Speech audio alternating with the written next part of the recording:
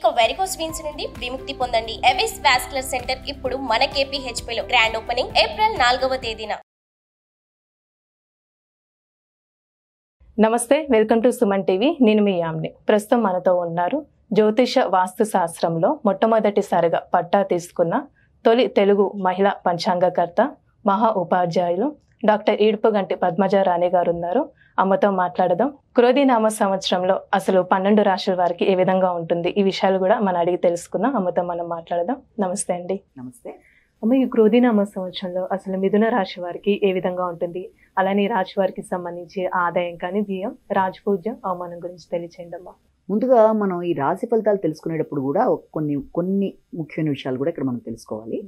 మొట్టమొదటిగా ఏంటంటే, ఈ రాశి ఫలితాలు అనేటప్పుడు గ్రహ సంచారం ఎలా ఉంది, ఎందుకంటే ఇది గోచార ఫలితాలు ఇవి, కాబట్టి గ్రహ సంచారం ఎలా ఉందన్నది ప్రతి రాశి మనం తెలుసుకుంటాం. రెండోది వచ్చేటప్పటికి ప్రతి వ్యక్తికి జన్మ జాతకం అని ఒకటి ఉంటుంది. అంటే పుట్టినప్పుడు జాతకం వేయిస్తారు, దాన్ని బట్టి వాళ్ళకి ఏ దశలు నడుస్తున్నాయి, అంతర్దశలు నడుస్తున్నాయి, అది ప్రధానంగా సాగుతూ ఉంటుంది. చాలామంది వేసుకునే ఉంటారు. కాబట్టి దాన్ని బట్టి ఏదన్నా అంటే నడిచే దశలు ఏంటి, అంతర్దశలు ఏంటి అన్నవి చూసుకుంటూ పెడతారు. అది మాత్రమే కాకుండా ఈ గోచారాన్ని సంవత్సరం కలిపి చూసుకోవాలి. కానీ కేవలం గోచార ఫలితాలు బట్టే, నామ నక్షత్రాలు బట్టి కానీ, అంటే గోచార ఫలితాలు ఎలా చూసుకుంటారు, చాలామంది వాళ్ళ నక్షత్రం తెలుసో లేకపోతే నామ నక్షత్రం ప్రకారమో రాశి ఫలితాలు తెలుసుకుందాం అని అనుకుంటారు.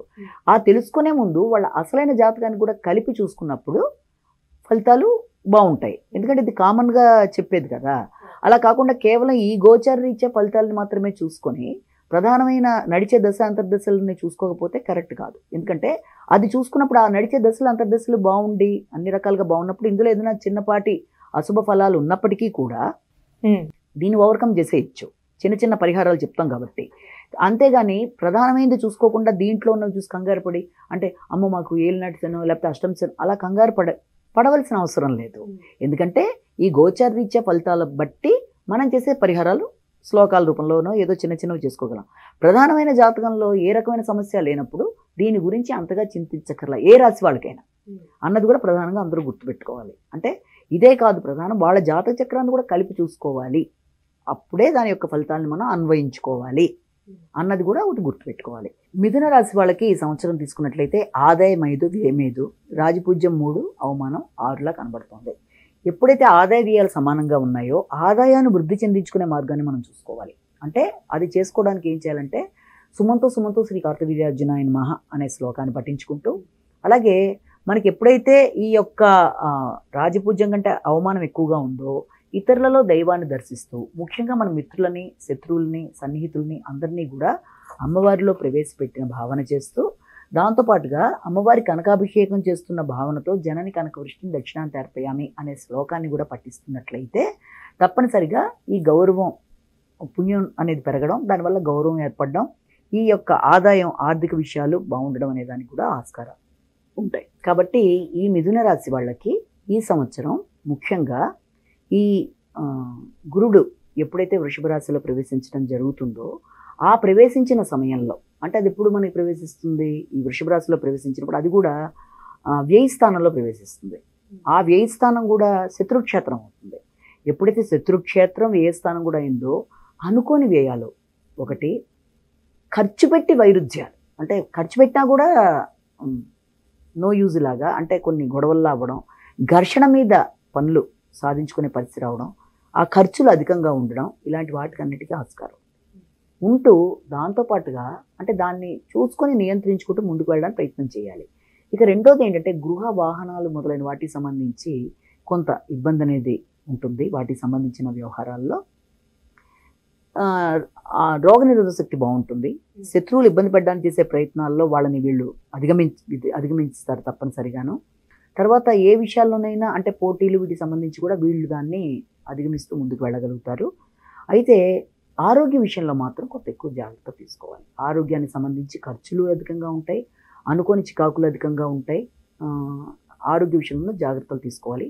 ముఖ్యంగా వీళ్ళు చేయవలసింది ఏంటంటే, గురునికి సంబంధించిన పరిహార ప్రక్రియలు, అంటే దోష నివారణ చర్యలు చేపట్టడం మంచిది. అంటే ఏంటది, శ్రీరథ శరణం మమ శ్లోకాన్ని పఠించవచ్చు, లేదా ఏదైనా గురుడికి సంబంధించి దేవాలయ సందర్శన చేయొచ్చు. అలాగే గురుడికి సంబంధించి వాళ్ళ జన్మజాతకంతో కలుపుకొని చూసుకుని ఏమన్నా ఇంకేదైనా అవసరమైనవి ఏమన్నా ఉంటే కూడా పరిహారాలు పాటిస్తూ ముందుకెళ్ళచ్చు. ఇది వీళ్ళకి. ఇక శని భగవానుడు వచ్చేసి వీళ్ళకి నవమ స్థానంలో ఉండడం జరుగుతుంది. అది కూడా స్వక్షేత్రం అవ్వడం జరుగుతుంది. ఎప్పుడైతే స్వక్షేత్రంలో నవమ స్థానంలోనే ఉండడం జరిగిందో వీళ్ళకి తప్పనిసరిగా ఆరోగ్యం మొత్తానికి ఎలాగైనా సరే కష్టం ఏదైనా దాన్ని ఓవర్కమ్ చేసేసి సమస్యల్ని ఆరోగ్యం బాగుండేట్టుగా ఉంటుంది. తండ్రి ఆరోగ్యం కూడా బాగుంటుంది. పూర్వపుణ్య కార్యక్రమాలు కూడా చక్కగా ముందుకు వెళ్ళే ఆస్కారం అనేది ఉంటుంది వీళ్ళకి. అయితే లాభాలు కూడా కష్టం మీద అంటే లాభాలు వస్తాయి, కానీ శ్రమ మీద లాభాలు పొందుతారు. అంటే అంత ఈజీగా కాకుండా శ్రమ మీద లాభాలు పొందుతారు. అలాగే దాంతోపాటుగా వ్యక్తుల సహకారం విషయం ఇక్కడికి వచ్చేటప్పటికి అంటే సేవకుల సహకారం కానీ లేకపోతే వాటిల్లో ఏదో రకమైన ఆటంకాలు లాంటివి ఏర్పడి కొంత చికాకు అనేది ఇబ్బంది అనేది ఏర్పడుతుంది. అలాగే వీళ్ళు రోగనిరోధక శక్తిని ఈ విషయంలో మాత్రం ఇప్పుడు చాలా జాగ్రత్తగా పెంచుకుంటూ దాని సమయం ప్రాణాయామ యోగా లాంటివి చేసుకుంటూ ముందుకు వెళ్ళవలసిన అవసరం వాళ్ళకి ఖచ్చితంగా అలాంటివి చేసుకుంటూ ముందుకు వెళ్ళాలి. అలాగే వీలైనంతవరకు ఇతరుల మీద ఆధారపడే కన్నా వాళ్ళ పనులు వాళ్ళు నిర్వర్తించుకుంటే ఇతరుల మీద ఆధారపడలేదు, పర్వాలేదు నా పనులు నేను చేసుకున్నాను అనే డిస్టర్బెన్స్ అనేది లేకుండా ఉంటుంది. కాబట్టి అలా ఏమైనా చేయగలడం ప్రయత్నం చేసుకోవచ్చు.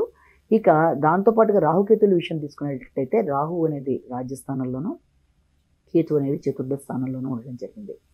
ఈ రాహుకేతువులు రెండింటి వల్ల ఏంటంటే వృత్తిపరంగా కొంత ఘర్షణాత్మకంగా ఉండడం, వృత్తిలో వీళ్ళు ఆశించేది ఎక్కువ సిద్ధించేది తక్కువ లాంటి పరిస్థితులు ఉండడం వల్ల కొంచెం ఆశ భావాలతో కొంత ముందుకెళ్ళడానికి చేసే ప్రయత్నాలు, అది దాంతో వీళ్ళు కొంచెం నిరాశకు గురయ్యే అవకాశాలు, దానివల్ల ఆ ఘర్షణతో స్థానచలనాలకు అవకాశాలు, అంటే వృత్తిలో అధిక శ్రమ పడుతున్నాను తగినంత ప్రతిఫలం లేదేంటి అన్న భావన అనుకోవచ్చు.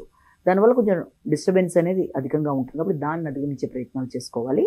రెండోది వచ్చేప్పటికి కేతువు కూడా చతుర్థంలో ఉండడం వల్ల గృహ ఆహార వాహన విషయాల్లో కొంత ఆటంకాలు అనేవి వీళ్ళకి ఏర్పడతాయి. అంటే వాటికి సంబంధించి ఏదో రకమైన ఇబ్బందులు అనేవి ఏర్పడతాయి. వీటిని అధిగమించడానికి ఏం చేయాలంటే వీలైనంతవరకు 21 దుర్వాయుగ్మాలతో మనం వినాయకుడిని పూజ చేయడం, అలా అదొకటి మంచి కార్డుగా మనం చెప్పుకోవచ్చు.